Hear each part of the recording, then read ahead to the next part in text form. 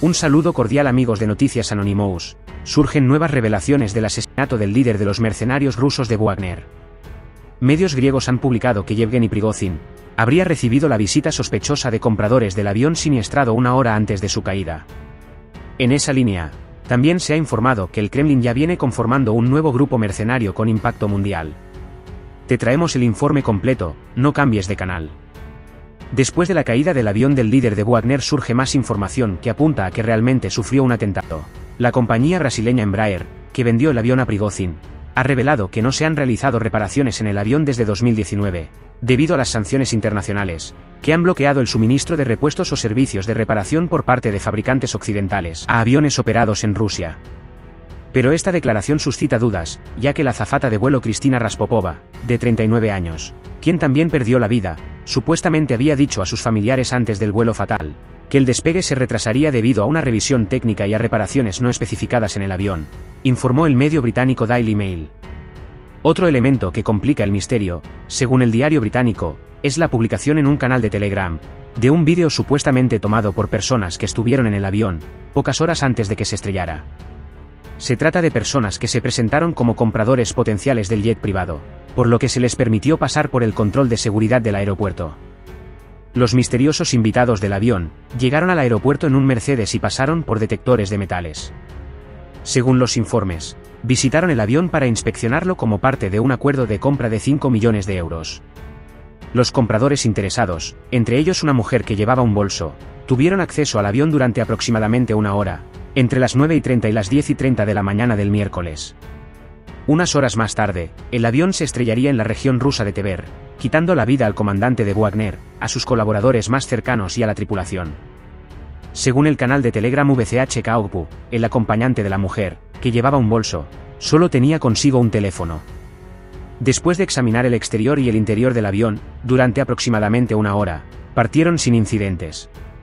Un poco más tarde, Prigozhin, Utkin y otros abordaron el avión, y se produjo una explosión en el aire. El artículo del diario británico Daily Mail también hace especial referencia a la ilustración esquemática del avión publicada por el sitio ruso Baza, que indica un espacio cerca del baño en la cola del avión Embraer, junto a las alas, que podría usarse como escondite ideal para un artefacto explosivo.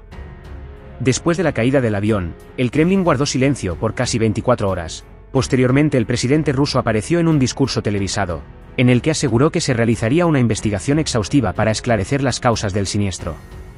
Un reciente informe ha revelado los detalles de la conformación de un nuevo grupo mercenario ruso, en el que el Kremlin ya venía trabajando después del golpe fallido de Prigozhin. El líder del grupo Wagner, Yevgeny Prigozhin, ha sido dado por muerto junto con sus principales lugartenientes, tras estrellarse el miércoles un avión en la región rusa de Tver.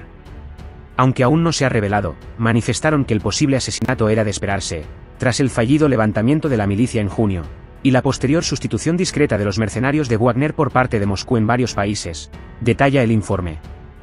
Recordemos que, poco después de que Wagner tomará el control de la ciudad meridional de Rostov-on-Don, y lanzará una marcha hacia Moscú el 23 de junio, el grupo llegó a un acuerdo con el gobierno ruso para poner fin al conflicto. Sin embargo, a pesar del anuncio del Kremlin de que Prigozhin se marchaba a Bielorrusia, el líder del grupo continuó su actividad política y financiera tanto dentro como fuera de Rusia, firmando nuevos contratos estatales por valor de decenas de millones de dólares. Sus principales lugartenientes, Utkin y Chekalov, también siguieron trabajando para mantener la presencia mercenaria de Wagner en países clave, además de mantener en Bielorrusia los 5.000 efectivos retirados de Ucrania y Rusia. También construían nuevas rutas logísticas para el grupo en Siria, Libia y el Sahel. La apariencia de algún tipo de reconciliación entre Wagner y el Kremlin, después de que el presidente Vladimir Putin se reuniera con el grupo días después del motín, era obviamente falsa. Aunque las autoridades no tomaron medidas drásticas contra el grupo, probablemente por temor a debilitar las posiciones del Estado ruso en el extranjero, el Kremlin trabajó para interceptar los proyectos que Prigozhin había logrado personalizar a lo largo de los años, en colaboración con los servicios de seguridad. El poder de Prigozhin y Utkin, su capacidad para mantener su influencia en Bielorrusia, y el riesgo de que medidas repentinas dañen la imagen del Kremlin en el extranjero, habían reducido significativamente la ayuda de Moscú a Wagner, a medida que se acercaban las elecciones presidenciales rusas de 2024. Prigozhin logró mantener parte de su negocio en Rusia después del motín, y mantener sucursales de Wagner en regiones periféricas de Rusia, como el centro administrativo ruso de Perm, demostrando que el grupo, como entidad, tenía los recursos para sostener sus operaciones. El Kremlin probablemente no tocó inmediatamente a las fuerzas de Prigozhin en el extranjero, por temor a crear un vacío de poder. Sin embargo, sin duda se estaba trabajando en un reemplazo a gran escala de Wagner. En esa línea, en la cumbre Rusia-África del mes pasado en San Petersburgo, la delegación oficial incluyó por primera vez al subjefe de la Dirección General del Estado Mayor de las Fuerzas Armadas Rusas, Andrei Averianov. Los medios de comunicación señalaron a Averianov como el comandante responsable del envenenamiento del agente doble Serge Skripal y del comerciante de armas búlgaro Emili Engebrev. Según los rumores, fue Averianov quien desarrolló un plan para sustituir completamente a Wagner en África, con un cuerpo militar de 20.000 hombres. Prigozhin se opuso firmemente a esto e hizo todo lo posible para evitarlo, informó el canal ruso VCHK Telegram. El sustituto de Wagner iba a ser creado por varias estructuras, principalmente compañías militares privadas como Redut, Convoy y otros grupos. La PMC Redut lleva mucho tiempo trabajando en Siria. Está vinculada a los proyectos del empresario ruso Gennady Timchenko, y se encuentra bajo el control del Ministerio de Defensa. Redut dirigió la invasión rusa de Ucrania en febrero de 2022, pero recientemente se ha reestructurado para operar en otras áreas de presencia de Wagner, con el respaldo financiero del empresario Oleg Deripaska. La eliminación del líder del grupo de Wagner desmantela efectivamente el equipo, porque su junta directiva no puede ser eficaz sin Prigozhin, Utkin y Chekalov.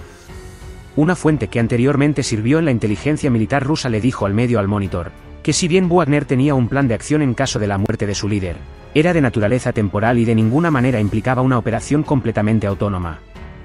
La fuente subrayó que sin Prigozhin sería imposible gestionar una empresa, que estaba en conflicto con las estructuras estatales que crearon esta empresa.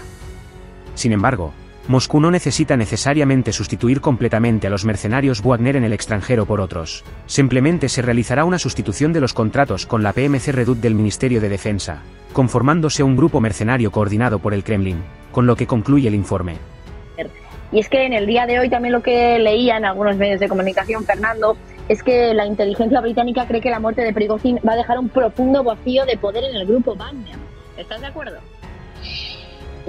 A ver, evidentemente han perdido a las dos cabezas, no olvidemos, la cabeza financiera, digamos, o empresarial, que era Prigozhin y que era el que conocíamos todos, y luego un personaje menos conocido, porque no salía en público, que es Dmitry Utkin, que era la cabeza pensante desde el punto de vista militar. Prigozhin era un militar, no sabía de temas estrictamente militares. Quien llevaba la cuestión militar, pues, además tenía mucha experiencia, era Dmitry Utkin. Bueno, pues ellos dos, el primero y el segundo, han muerto. Hay dentro del grupo Wagner hay un reglamento, digamos, que pasaría en el caso de fallecimiento de los dos primeros al tercero. No me acuerdo ahora el nombre, pero el tercero está ahora mismo en África. Bueno, tendría que venir de África, hacerse cargo del grupo. Otra opción es que no olvidemos que Prigozhin tiene un hijo que está en el grupo Wagner, pero además que está en el grupo Wagner desde casi el principio y como combatiente. Y es uno de sus comandantes. Antes sí fue militar, estuvo en el ejército, su hijo, y luego pasó a la empresa de su padre. Es decir, podría ser su hijo. Vamos a ver, lo que sí han dicho, que tienen que reunirse ellos y decidir en función de esos planes que tenían ya digamos establecidos Prigozhin, cómo será la sucesión, etcétera, etcétera. Y lo que sí estoy de acuerdo es que pase lo que pase, sea quien se haga cargo del grupo Wagner, cambiará, es decir, terminarán o entrando completamente en el ejército, o si bien para poder tener esa independencia en el exterior, en otros países, le renombrarán o crearán otro tipo de organismo para poder operar en África o en Oriente Medio. Pero digamos, el grupo Wagner, tal y como lo hemos conocido, y que sí que es famoso, ya no lo volveremos a ver, se transformará. Las noticias del día de hoy es que Rusia ha impuesto, Vladimir Putin ha impuesto por decreto, que ahora los grupos paramilitares, como Wagner, juren lealtad a Rusia. Yo no sé esto qué implicaciones puede tener, simplemente porque cree que puede haber otros grupos paramilitares que también puedan amotinarse contra Rusia. Fernando. Yo creo en esto, es verdad que en esas, digamos, discrepancias, esas diferencias que eran conocidas entre el Ministerio de Defensa y el grupo Wagner, ya se sacó en su momento un decreto en el que antes del motín, asonada esta, o lo que como queramos llamarlo, ya se sacó un decreto en el cual el Ministerio de Defensa lo que decía es que todo ese tipo de empresas, de contratistas militares, tenían que meterse dentro de la estructura del Ministerio de Defensa y por lo tanto pasar a ser soldados del Ministerio de Defensa. Esto ya se sacó. El jurar lealtad, bueno, es, si se quiere, una fórmula más, porque no olvidemos una cosa. Es que, aunque nos sentamos en el grupo Wagner, porque es el más conocido, era el mayor de todos, con diferencia, había muchos grupos de contratistas militares, hasta el punto de que, viendo la festividad, muchos empresarios rusos, tal, no sé qué, crearon el suyo propio. Acordaros de que Kadyrov, el jefe de Chechenia, incluso conversó y lo dijo en público con Prigozhin hace muchos meses, diciendo, oye, pues estoy pensando yo también en hacer un grupo de contratistas privados porque eso nos permitirá hacer cosas y tal. O sea, estaban proliferando. Entonces, bueno, ya hay que se tomen estas medidas para que estén todos bajo control del Ministerio de Defensa. Ya digo, porque había muchos, no solo Wagner. Entonces, bueno, a partir de ahí, yo creo que lo que se mantendrá, porque es muy útil para Rusia, es la parte, digo, transformada, con otro nombre, como sea, la parte exterior de Wagner, es decir, la parte que se utiliza como empresa privada, digamos, para poder operar en África, en Oriente Medio. Eso de alguna manera lo mantendrán transformado, le cambiarán el nombre, es decir, pero ahí sí que resulta muy útil, y eso yo creo que Rusia no lo va a despreciar, porque resulta muy útil, como por otra parte hacen todo. Quiero decir, no olvidemos que Estados Unidos tiene una legión de empresas de contratistas militares, los británicos igual, los franceses, etcétera, etcétera. O sea que bueno, que... Pedro, es así. ¿Qué te parece este tema? El hecho de que Putin haya impuesto por decreto esta lealtad de otros grupos paramilitares. Bien, básicamente estoy de acuerdo con lo que ha dicho Fernando, pero añadiría alguna cosa más, es decir, en relación a ese decreto previo. Lo que hay que pensar es que también, desde el punto de vista legal, cuando comenzó la actuación de Wagner en Ucrania, era dentro del marco de la operación militar especial, pero era en un país extranjero. Es decir, la actual legislación rusa no permite estas estructuras militares privadas dentro del territorio de la propia Federación Rusa.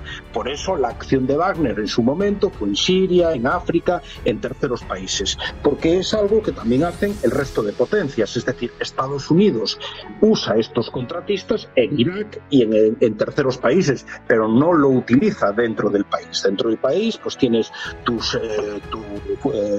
Guardia Nacional, el Ejército, las distintas agencias federales, etcétera, etcétera.